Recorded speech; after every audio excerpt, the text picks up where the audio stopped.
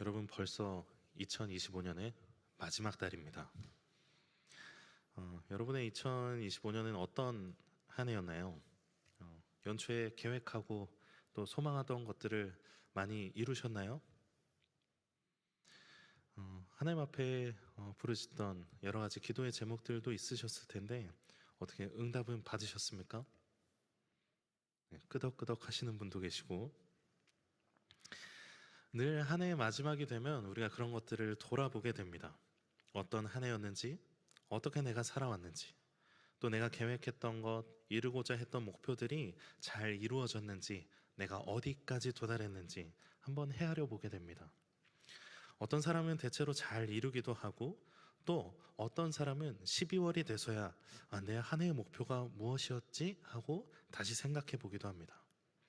그리고 나의 기도 제목들을 하나님 어떻게 들어주셨는지, 또 내가 하나님 앞에 다짐하고 또 헌신하고자 했던 것들을 얼마나 잘 해냈는지 한번 돌아보게 됩니다. 그러면서 이 나의 한 해를 하나님 앞에 돌아볼 때, 다시 말해서 내가 하나님 앞에 부끄럽지 않은 모습이었나 하고 생각해 보면 대체로 그렇지는 못하는 것 같아요. 하나님, 내가 이 정도로 열심히 하고 이 정도 성과도 내고 이렇게 잘했는데 이 정도면 괜찮지 않나요? 하고 당당하게 말할 수 있을까요?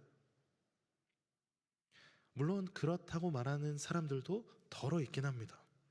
생각보다 우리 주변에 이렇게 철판을 깔고 하나님, 이 정도면 내가 잘하지 않았나요? 하는 사람들도 있긴 있어요. 그런데 성경은 하나님이 우리가 행한 모든 것을 아실 뿐만 아니라 우리 내면까지도 감찰하신다고 말하죠.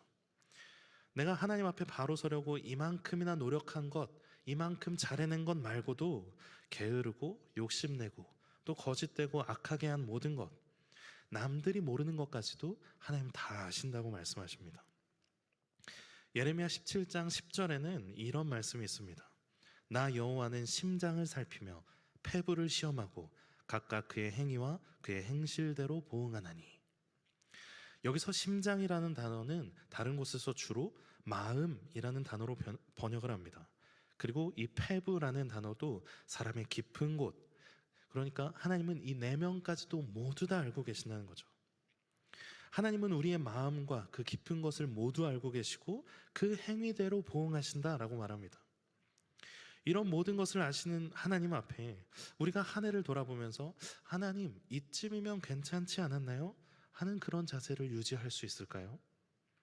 내가 품었던 악한 마음이나 욕심, 이기심을 모두 아시는 하나님, 베풀 수 있었지만 베풀지 않았고 헌신할 수 있었지만 헌신하지 않았던 그런 모든 악함과 연약함을 아시는 하나님 앞에 우린 결코 당당할 수 없습니다. 사실 누군가가 나의 약점을 알고 치부를 안다는 것은 굉장히 두려운 일이에요.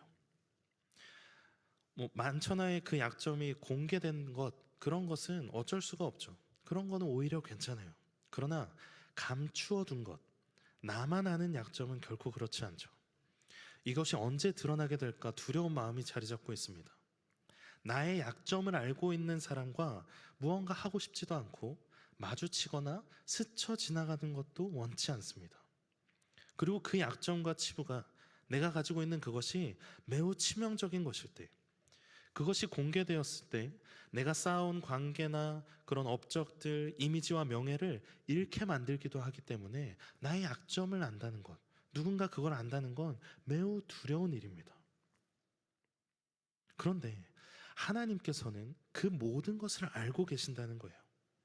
내가 2025년 한 해를 어떻게 살아왔는지, 어떤 생각을 가지고 살았는지, 직장과 학교, 교회에서 어떤 마음으로 상대방을 대했는지 다 아신다는 거예요. 하나님을 향한 불평, 원망, 불신까지도 알고 계신다는 거죠. 큰일이죠.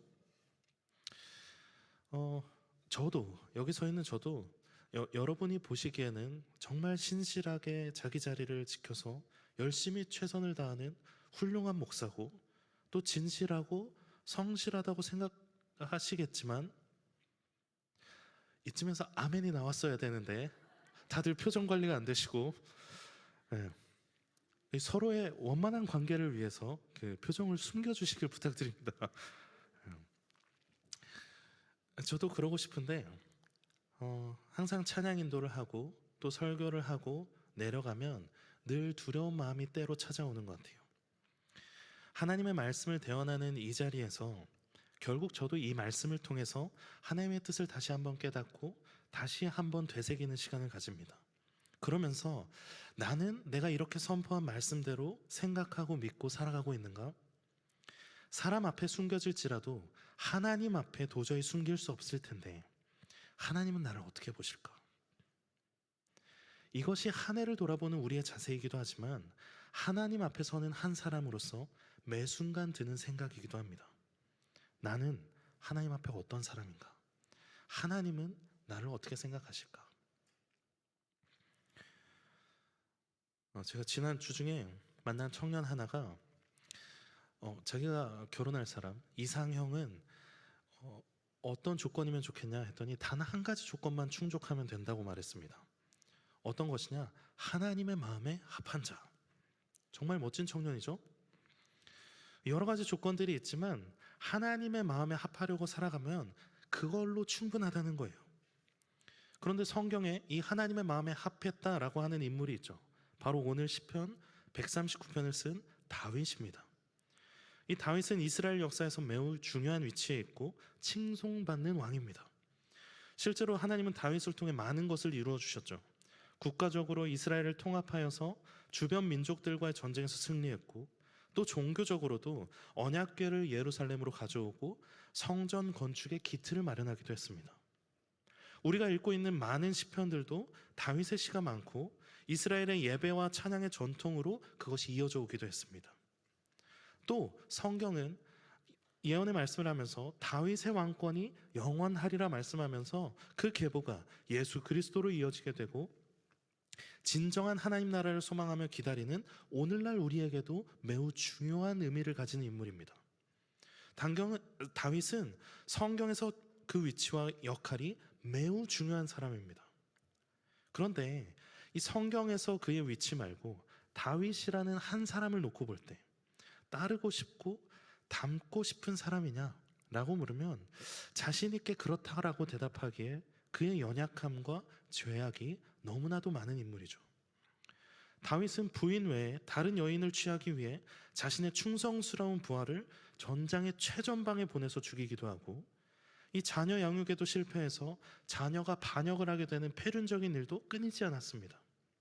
그 모든 과정을 다윗의 일생을 자세히 들여다보면 닮고 싶고 배우고 싶다기보다 이런 일은 나에게 일어나지 않았으면 좋겠다는 것이 상당히 많이 있어요. 그런데 그럼에도 불구하고 하나님은 계속해서 다윗을 사용하십니다. 왜냐하면 다윗이 자신의 잘못을 깨달을 때마다 진실하게 하나님 앞에 회개했고 다시 하나님을 중심에 모시고 살았기 때문이죠. 하나님은 그런 다윗의 신앙의 태도를 보고 계속해서 그를 사용하십니다. 다윗은 자신의 연약함에도 불구하고 어떻게 계속 하나님 앞에 설 수 있을까요?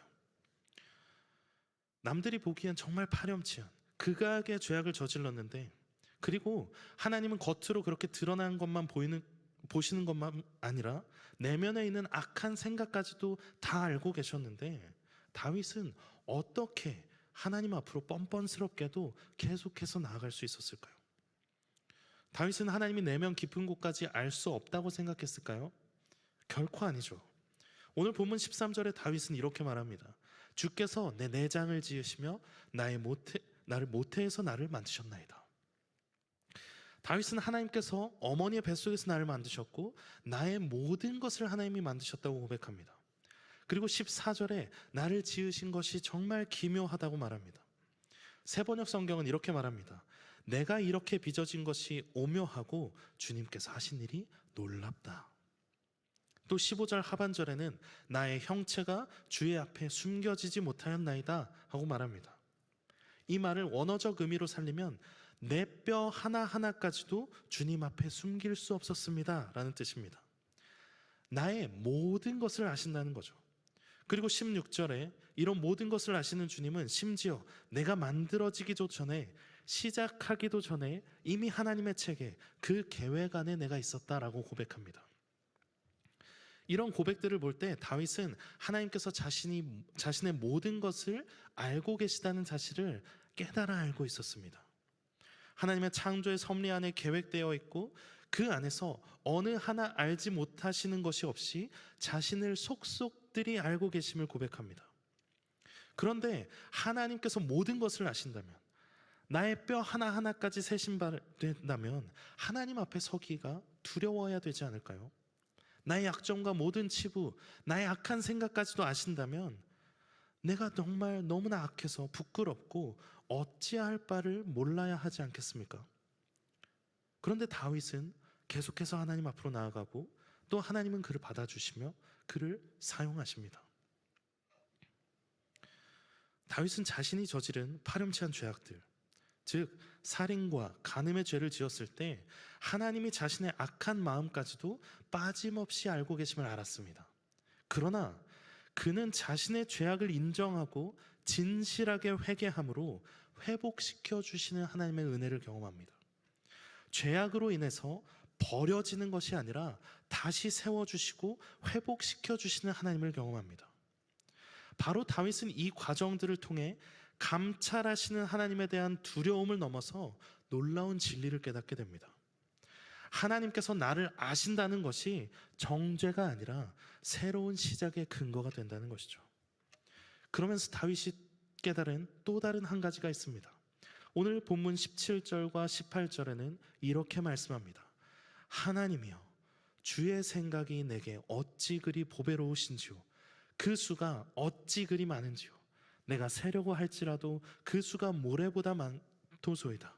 내가 깰 때에도 여전히 주와 함께 있나이다. 내가 생각할 때, 인간적인 관점과 보통의 생각을 가지고 들여다볼 때 죄악이 너무 많고 도저히 돌이킬 수 없을 것 같지만 그거는 내 생각이라는 겁니다. 나는 이 상황에서 더 이상 나아질 수 없다고 생각하지만 그것은 내 생각이라는 거예요. 다윗은 말합니다. 하나님이여, 주의 생각이 내게 어찌 그리 보배로운지요.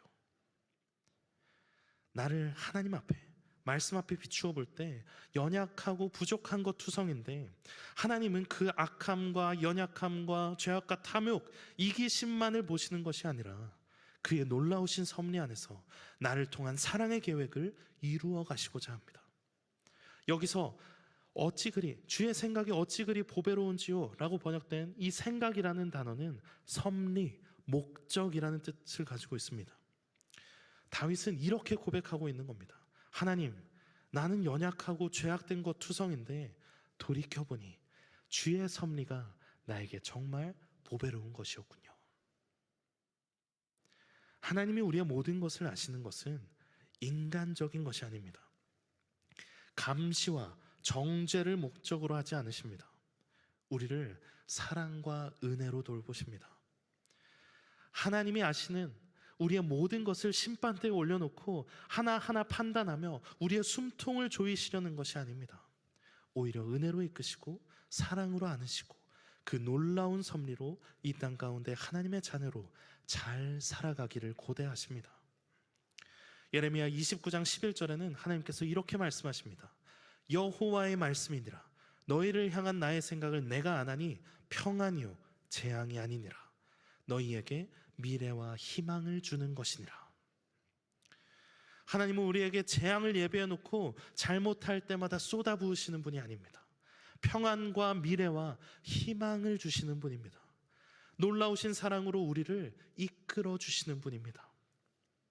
한 해를 돌아보고 나의 마음을 살펴보면 하나님 앞에 부끄러운 것이 너무나 많아요.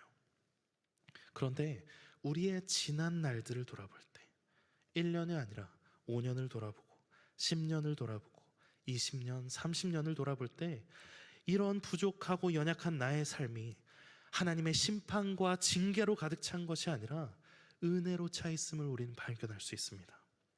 때마다 도우시는 하나님의 은혜와 사랑이 내 삶에 가득했음을 우리는 반드시 발견해낼 수 있습니다. 지나온 시험의 순간과 어려움의 날들이 오늘 나를 더욱 강하게 만들었고 신앙이 성장하게 했으며 하나님과 더욱 가깝게 되었음을 우리는 알 수 있습니다. 하나님의 놀라우신 그 섭리 안에서 그의 보배로운 생각으로 나를 이끌어 주셨음을 우리는 깨닫게 됩니다. 다윗은 그 보배로운 은혜가 어찌 그리 많은지 내가 세려고 해도 모래알보다 더 많다고 말합니다. 그 은혜와 사랑이 너무 많아서 내가 깰 때마다 여전히 주와 함께 있음을 발견한다고 다윗은 고백합니다. 사실 우리가 어떤 사람인지조차 정확히 모를 때가 있습니다. 잘한 것보다 못한 것이 더 크게 느껴지고, 또 내가 생각했던 것보다 더 나약하고 더 흔들리고 더 자주 넘어지는 나 자신을 발견하기도 합니다. 그런데 우리가 우리 자신을 제대로 알지 못하고, 우리가 내가 어떤 존재인지 알지 못해도 하나님은 우리를 온전히 아십니다. 내 안에 있는 연약함만 아시는 것이 아니라 아직 피어나지 않은 가능성, 내가 미처 보지 못한 내 안의 선한 마음, 하나님을 향해 조용히 드렸던 작은 기도들까지도 우리 하나님은 모두 알고 계십니다. 우리는 늘 실패를 먼저 떠올리고 부족함을 계산하지만 하나님은 그 부족함 너머에 있는 은혜를 준비하고 계십니다. 그러니 뒤를 돌아볼 때 우린 은혜를 돌아보며 감사하고 보배로우신 그의 생각이 우리 앞에 예비되어 있음을 믿어야만 합니다. 그리고 소망 중에 앞으로 나아가야 합니다. 우리를 향한 하나님의 이 보배로운 생각은 우리의 연약함을 보시고도 끊임없이 사랑하고 회복시키시는 그분의 놀라운 섭리입니다. 바로 이 섭리가 우리가 좌절하지 않고 앞으로 나아갈 가장 확실한 소망과 능력의 근원이 됩니다. 그리고 하나님은 그 은혜의 섭리, 우리를 향한 놀라우신 사랑을 막연하게 알게 하시는 것이 아니라 명확한 증거를 보내셨습니다. 연약하고 죄 많은 우리가 낭망하고 쓰러져서 죽도록 내버려 두지 않으시고 그 사랑을 보여주셨습니다. 바로 예수 그리스도를 우리에게 보내주신 일입니다. 예레미야 31장 3절에는 이렇게 말씀합니다. 여호와께서 옛적에 내게 나타나사 내가 영원한 사랑으로 너를 사랑하기에 인자함으로 너를 이끌었다 하였노라. 하나님께서 예레미야를 통해 주신 이 말씀은 영원한 사랑의 선언입니다. 우리를 영원한 사랑으로 사랑하셔서 예수 그리스도를 보내시고 죄와 사망의 문제를 이기도록 구원의 길을 열어주셨습니다. 결국 우리 안에 피어나는 욕심과 이기심, 게으름과 나태, 미움과 불평은 다 하나님 앞에 죄악이죠. 우리는 그것을 끊어낼 힘이 우리 안에 없습니다. 그러나 하나님은 우리를 사망이 아니라 구원으로 이끌고자 하시는 그 사랑의 섭리와 목적을 가지고 계셨습니다. 예수님을 통해서 보여주신 그 사랑과 희생은 우리가 연약하고 죄 많음을 아시면서도 끝까지 구원하시고 회복시키시는 하나님의 섭리의 결정체입니다. 우리의 삶의 모든 순간 하나님은 결코 우리를 포기하지 않으시고 그 은혜의 손길로 보배로운 섭리로 우리를 붙드신다는 사실을 기억하시길 바랍니다. 사랑하는 성도 여러분, 우린 늘 실패합니다. 마음먹은 대로 살아가지 못하고 또 넘어지고 낭망하기도 합니다. 그러나 우리의 모든 것을 아시는 하나님을 믿는다는 것은 그분이 우리의 연약함을 심판의 조건으로 삼는 것이 아니라 은혜의 눈으로 바라보신다는 사실을 신뢰하는 것입니다. 그 은혜의 하나님을 신뢰하십시오. 우리의 삶이 하나님의 사랑 위에 세워져 있음을 감사하십시오. 하나님은 여전히 우리에게 평안과 희망의 길을 예비하고 계십니다. 그 셀 수 없이 보배로운 생각을 믿으시길 바랍니다. 하나님이 우리를 붙들고 계시기에 우리는 계속해서 다시 일어설 수 있습니다. 우리의 발걸음을 머뭇거리게 하는 그것이 어떤 무엇이든 그보다 크고 보배로운 하나님의 섭리가 우리를 인도하십니다. 그 하나님의 선하신 인도하심을 따라 담대히 걸어나가는 모든 성도들이 되기를 주님의 이름으로 축원합니다.